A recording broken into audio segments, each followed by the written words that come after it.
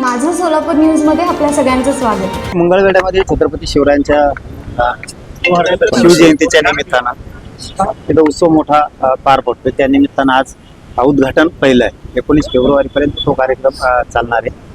त्या निमित्तानं चाललोय. तुम्हालाही आणि महाराष्ट्रातल्या सगळ्या देशभरातल्या सगळ्या जनतेला शिवजयंतीच्या खूप खूप शुभेच्छा. माझं असं त्याच्याबद्दल म्हणणं आहे, ओपनच्या जागेवर सुद्धा मराठ्याला लढू देत नाहीत. हे जो तुमचा प्रश्न आहे, मला वाटतं ते चांगलं आहे. त्याच्याशिवाय माझ्या मराठीचे डोळे उघडणार नाही. त्याच्याशिवाय उघडणार नाही त्यांचे डोळे, कारण यांच्या भोळेपणामुळे मराठ्यांचं वाटलं झालं.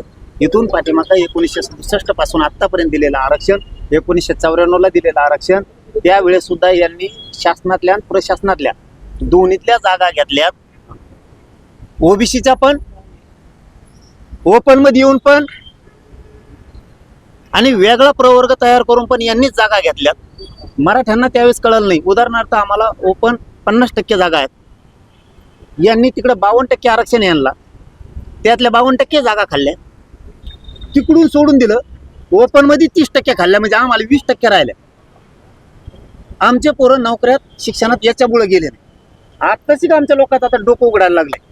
यांनी 52% जागा ओबीसी आरक्षणाच्या खाल्ल्या, 50% आरक्षणात ओपन मध्ये पण आले, त्याच्यात 30% पेक्षा जास्त खाल्ल्या. आणि मग आमच्या सगळ्या ओपन मध्ये म्हणजे मराठा, मुस्लिम, ब्राह्मण, मारुडी काय काय त्या जाती राहिल्यात, 20% राहिल्या, त्यात आमच्या वाट्याला काहीच नाही.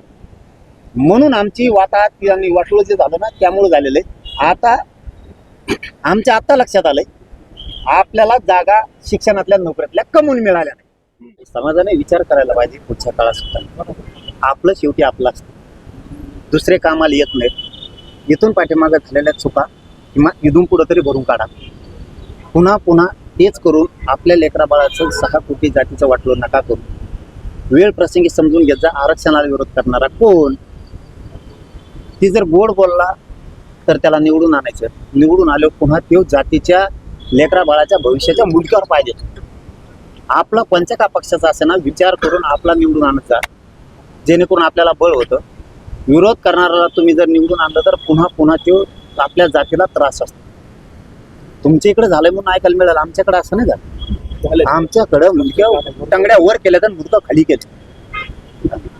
इतकं बेकार पडले आमच्या तिकडे लोकांनी, लय बेकार. पश्चिम महाराष्ट्रात थोडी जागृती करावं लागेल. ते बी मुलक्यावर धरून आपली ते मग इथून पुढं. कारण कुणबी असला तरी आपलाच आहे, मराठा असला तरी आपलाच आहे. विदर्भ, मराठवाडा आणि पश्चिम महाराष्ट्रातल्या मराठ्यांनी समजून घेणं लय गरजेचं. इथून पुढच्या काळात वासावत मराठ्यांनो, हात जोडतो, सावध व्हा.